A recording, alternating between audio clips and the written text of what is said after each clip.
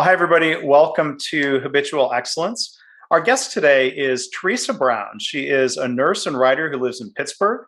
Her third book, it's titled, I'm going to hold a copy up for those who are watching on YouTube. It's Healing: When a Nurse Becomes a Patient, is available now, April 12th, 2022. The book Healing explores her diagnosis and treatment for breast cancer in the context of her own nursing background. Her previous book, and this was my first introduction to Theresa, was her book, The Shift: One Nurse, 12 Hours, Four Patients' Lives. It was a New York Times bestseller. So Theresa's got a really, I think, unique background. She has a BSN from the University of Pittsburgh, and during what she calls her past life, she received a PhD in English from the University of Chicago. So maybe that explains the writing aptitude. Her website is theresabrownrn.com. There'll be links to the books and all of that on the website. So Theresa, thank you. Thank you so much for being here today. How are you? Oh, you're welcome. And I'm good. And I'm so glad to be here. Well, I'm very excited to talk to you because I think there's a lot to explore from both books. The new book I think is interesting because you do go back and forth in talking about past experiences, even referencing the shift and bringing in other stories as talk about your treatment for cancer. So I asked how you're doing today, but also I think importantly how is your journey back to health? Yeah, I would say good, except that, as people will learn if they read the book, it wasn't, well, there was my treatment for cancer. So I had a small, very treatable breast cancer. I didn't need chemotherapy. I had a lumpectomy for surgery and then radiation, but then took tamoxifen, which you may know, most women who get breast cancer end up taking some kind of anti-estrogen drug afterwards. So I went on tamoxifen, and tamoxifen basically ruined my life. Just it made me tired all the time. I was confused, and I didn't really realize till I went off it, which is another long story, how bad it had been, that I had just wasn't a real version of myself. So it's a very strange thing to have treatment be like that and then be on this medication where I would go to my appointments and they would say, "How are you?" "Well, how's the tamoxifen?" "Oh, I'm tired. I've got brain fog." "Oh, okay." And it was like checking off a box. And then once I went off it, I thought, gosh, this is terrible. But I had told myself, I am going to take this because I don't want to have a recurrence and then have to tell my kids, well, I just couldn't tolerate tamoxifen. Sort of that toughness that healthcare people have, right? Like, I can do this no matter what. And then the sort of long story about why I went off it. And then I realized, oh, I'm now one of the 50% of women who don't take tamoxifen for all 5 years. So I'm not now on any medications and am just now slowly starting to really, really feel like myself again in terms of energy. And it's a very weird thing. But I feel good overall is the bottom line. Well, I'm glad to hear that. I mean, a book is a serious undertaking. So I'm glad your energy and lack of brain fog allowed you to complete this and get it out to market. So again, congratulations on that. Thank you. And I only told that story in such detail for clinicians because I think people get used to hearing, "Oh, I'm having this problem, that problem," and they're not really listening that well. And as you know, because you read the book, but for people who haven't read the book, my diagnosis, treatment, everything was a constant learning of how we are just not there for patients. And a lot of what I do in the book is reflect on that. So I treated bone marrow transplant patients, sickest patients in the hospital. They go home with a Hickman catheter, a 3-prong IV catheter that's attached at their chest. And I never thought about what must that be like to go home with this device that hangs off your body, that you can't take a shower normally. You have to constantly worry about it getting infected. You have to have the dressing on it changed, all this stuff. And I just never gave it a thought. It's, well, we're saving your life. That's part of treatment. Yeah. And that's a lot of what the book is about, is how can we bridge that gap between clinicians having tasks and work, but then patients being terrified and inconvenienced and incapacitated, and to a level that the clinicians a lot of the time don't get. Yeah. Well, and you write a lot about the need or the opportunity for empathy and compassion. So I was wondering if you could elaborate on that, like the task-oriented nature of a nursing shift, or even your experience as a patient when they asked you how you were doing, you said it was like they checked the box. It sounds like maybe first off in that situation that there was a bit of an empathy gap about your response or how you were doing as a person. Yeah. And the thing that struck me the most was I have a lot of cancer in my family. I'd taken care of cancer patients. I'd seen cancer patients die. I thought, okay, I got this, like I know what this is like. But being diagnosed with cancer, and I only say I had a small, very treatable tumor, to make clear that no one was saying, if you don't get this treated right away, you're going to die, like with our leukemia patients. But I was absolutely terrified. It's a terrifying diagnosis. And I don't know that I ever got that from the patients I took care of. At some level I knew that. And the other reality is you can't go to work constantly 100% empathizing with people's fear and terror, because then nothing would get done, right? But at the same time, there has to be more of an understanding than I had, or than I think any of us had, of what these people emotionally are going through. And then I became one of these people. Yeah. And there was just, I don't want to say no recognition of that. Let's say very little recognition of that. So one of the stories I tell in the book is I got diagnosed after a follow-up mammogram and ultrasound. They said, you're not going to leave the hospital today without an appointment for a biopsy.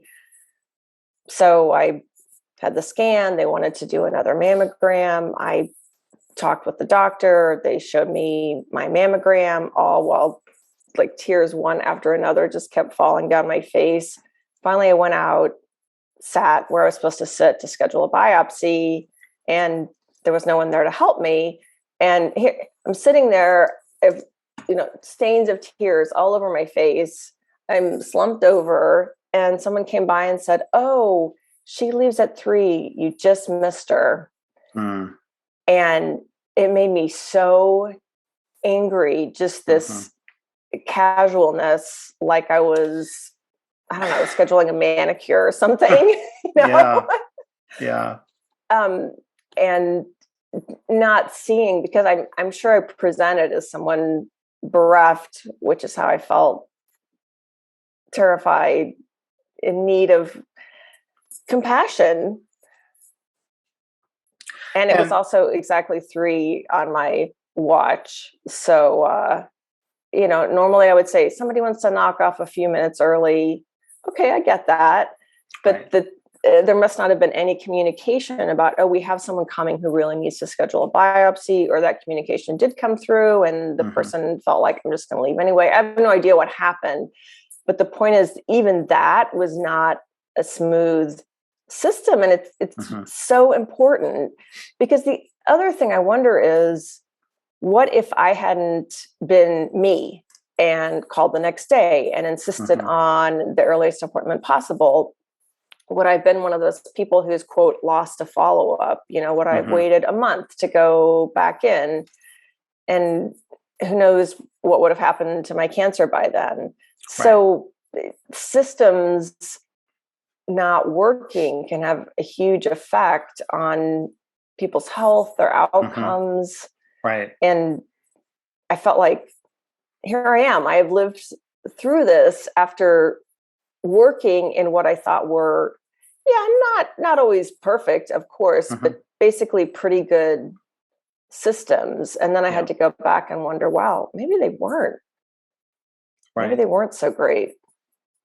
Well, and you write about, as I think you're touching on here, at times feeling left in the dark as a patient. And there was a situation where when you missed, where when this person left, is that when you were left waiting over the weekend for the results of your cancer test, or was that just a different delay?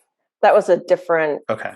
Yeah, where I actually didn't end up waiting because my PCP got the results, but I left after the biopsy, being told, and it's bizarre. You'd think, here someone comes in for a biopsy, they want to know, when am I going to get my results, right? Yeah. And instead of, and I hated that this was a nurse, but it could have been anyone, right? But I want nurses to all be great, but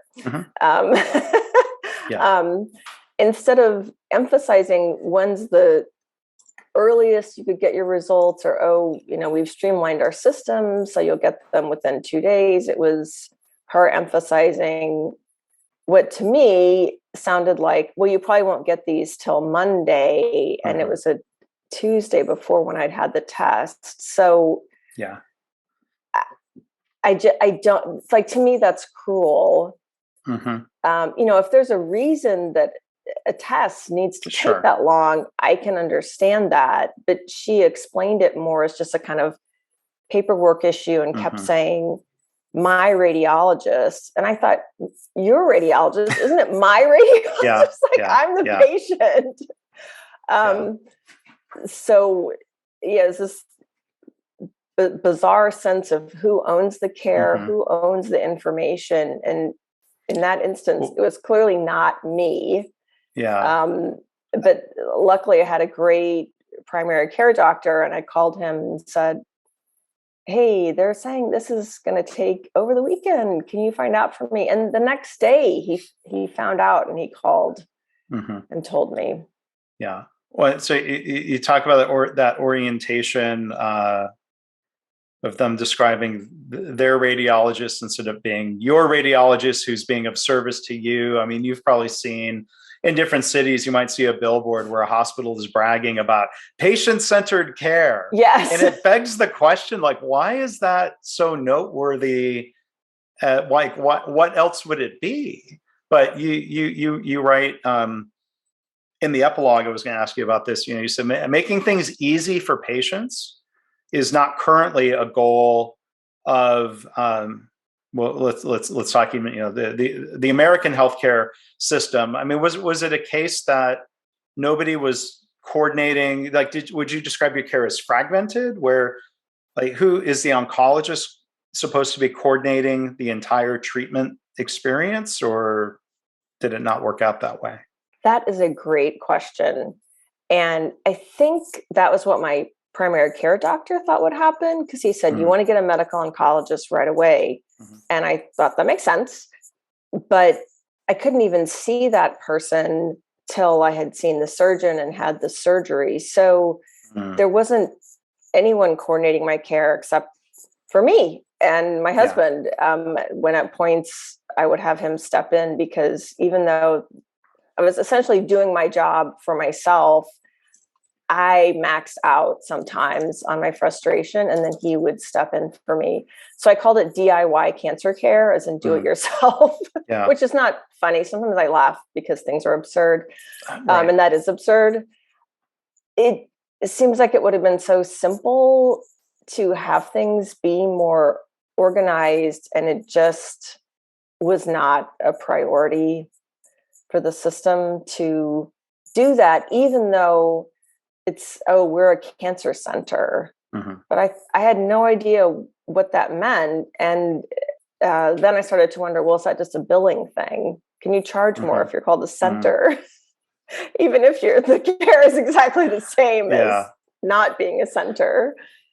or even having all of the fragmented, if it's fragmented, the fragmented pieces all in the same building doesn't necessarily mean it's any less fragmented. I've seen situations where patients are having, in the course of a day's visit, to stand in multiple lines to register in different places. Like, how does the hospital not know you're already there? You checked in on a different floor for a different part of care, and now you're standing in another line. It seems No, thoughtless or cruel. That's exactly right. And a very good friend who was diagnosed with breast cancer a few months before I would go to another facility here in Pittsburgh, and even she would be on one floor and get things done, and then the next floor would have to turn in all the same information. And she said, I just did all this. And they said, well, they're on a different computer system. Mm-hmm. Mm-hmm. And I think it's so hard for administrators, probably, like, so what, you fill out your name, your history. And, I probably would not have seen how oppressive that feels myself. I might have said, wow, this is really inefficient. Can't we do better? But I wouldn't have understand that it has this emotional layer that it's sort of like, ripping off a Band-Aid every single time that you have to sit there and when you got diagnosed, what your diagnosis was, what your treatment was. And it just shouldn't be like that. Right. And so for me now, also, every time I go for a mammogram, I have to fill all that out by hand. And I say to them, because, I've always been that way. I'm even more that way. I say, why? Right. Why can't you get this off the computer? And also, what's going to be more accurate, I hope, this isn't always true, but a record that's been curated that people have had a chance to correct, or me sitting there irritated with the TV on some dumb talk show, which it's not that talk shows are dumb. I just really don't like having TVs on when I'm at appointments. Yeah. And having to fill all this out. So as a nurse who worked in oncology, I'm curious on different levels how that affected your care journey. Did caregivers know you were a nurse, or were you treated any differently because of that? The way they talked to you or anything? Some people did know, and they really didn't talk to me that differently, which was in some sense good, maybe, because it's nice to just be a patient. But on the other hand, it seemed like everyone got the same spiel, and had a sort of presumed level of understanding. And I actually ended up switching medical oncologists because of this issue I alluded to with going off tamoxifen. And it's, a long, maybe not that interesting story to a lot of people, but and the new medical oncologists seemed to get a lot better that, this is someone who knows this field, who's maybe, if we talk about something, is going to pull up an article about it and read about that. And I appreciate that. Not that I wanted them to assume, you understand all this, so we don't need to explain anything to you. That's not the point. Sure. That might be a bad assumption, even with your experience. Exactly. And that was the other weird thing that happened is once I was diagnosed, I didn't work a lot with breast cancer patients, or unfortunately, if I did, it's the people who were dying, essentially. But I forgot almost everything I'd ever learned about breast cancer. Staging, what is that? Which was very unsettling. And lucky for me, I have friends in healthcare. So I called my friend who's a breast surgeon and went through my pathology report with him. And, but a lot of people don't have those resources. But I think for me, it was kind of a weird mix of, I lost touch with my professional self. And then at the same time, I was often being talked to like, oh, this is very, very basic, and this, and then this, and then this. And so I guess that's impersonal. Yeah. So you talked, we've talked, Theresa, about the opportunity for caregivers to have more empathy and compassion toward patients. I think there's also an opportunity. I think you wrote about this in The Shift, especially the opportunity to have empathy toward caregivers and what they're having to go through, as the book so vividly portrays. You wrote, this is one of the things I highlighted in The Shift. I wanted to hear your comments behind this quote. This job, nursing, it would be easier if there weren't such a narrow divide between being the canary in the coal mine and Chicken Little. And talking about like what is worth speaking up about in your attempts to provide better care and to improve things for patients. Tell us more about that, if you would. Yeah, that is a great question. So that point really comes home when you're debating whether to call a code on a patient, whether to call in a rapid response team. I mean, sometimes it's obvious that that's what has to happen, but times when it's not so obvious, there's always a feeling of, do I need to call this code? What's really going on here? Is this something really serious, or should I be able to handle this myself? And baked into that is, there's no sense of, isn't it better to try and do more? And if it wasn't needed, maybe we could debrief and talk about that. Sure. And instead, it's all on the nurse. I mean, I always felt like every time there's a code, there should be a debrief, and there was never a debrief, never, to talk about what was going on, what was your decision-making process, what else were you thinking about this? Did you call in anyone else? What else might have happened? None of that.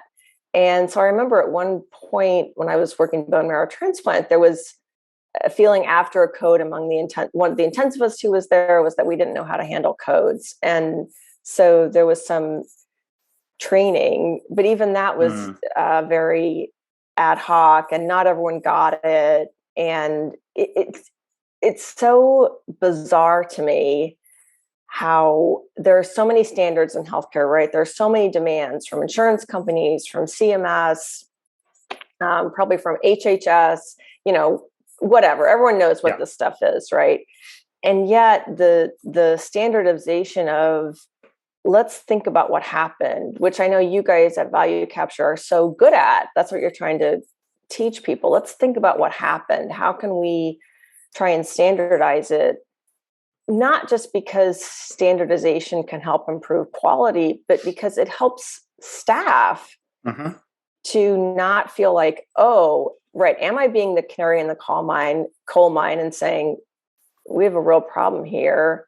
Or are you running around like Chicken Little, saying, oh, my patient had a stroke, when they actually are fine, which didn't happen to me, but happened to another nurse. And nobody wants to look foolish, especially because then there's a kind of, oh, you don't know what you're doing. It seems like from a patient perspective, I would want you to err on the side of my safety. Like if in doubt, call a code. Now I realize that can be disruptive, and that's going to pull other people in. I mean, but when it comes to that idea of speaking up, whether it's calling the code or speaking up about a process problem, of like, well, should I speak up about it so we can fix the process, or do I just work around it? There's maybe that layer, but I've had the chance to sit in on training on a process called Team Steps. I don't know if you're familiar with that, but it's used. A lot of it actually draws on aviation safety practices from the cockpit as applied to the operating room, and in that training, they do encourage OR staff, nurses, or whoever is there, if in doubt, speak up, and to frame it as, I have a concern. and state the concern. Now, part of the culture and the response from the surgeon needs to be not annoyance that you're speaking up, not frustration that you're slowing things down. And even if that concern turns out to be unfounded, speaking up about the concern, like, it gives an opportunity to learn or debrief, or, I think it's interesting where there's that culture. And, we find a lot of inspiration from Toyota, where they have a culture that's very clearly of, if in doubt, speak up. If in doubt, stop the assembly line. And if there's a concern that's not really a serious concern, then that stoppage is momentary. And life goes on, and maybe it's a learning moment. So I think it's interesting to think about how those mindsets translate from two very different settings into helping people in healthcare. Right. And you talking is making me think of this, to bring in something pretty explosive, this nurse in Nashville who was just convicted of, ended up being negligent homicide, which is just sending these ripple effects of intense fear and anxiety through everyone working clinically, which I'm not right now. I'm just hearing about it from people. Mm-hmm. And the whole lack of systemization, basic safeguards, it was her mistake. I agree. It's appropriate she loses her license because it was a really bad mistake. But on the other hand, such basic things like, if people don't know the story, she ended up taking a paralytic out of a Pyxis machine instead of an anti-anxiolytic. But the computer only required typing in 2 letters of the drug to do the override. If it had required 3 letters, the mistake would never have happened. And I feel like that's the kind of thing where you can't say, oh, in hindsight, we see, no, that should have been obvious 10 years ago, that needed to be in place. Yeah. So, I know that so much of what value capture is doing and why I am so interested in your work is try and put those safeguards there so that, everyone's feeling like, oh, I can stop the assembly line, and it's not going to be like, you thought that?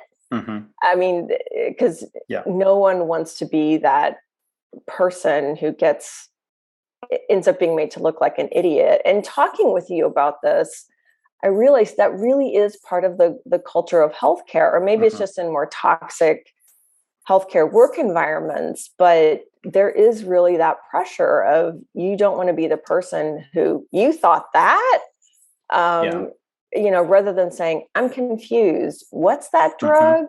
Right.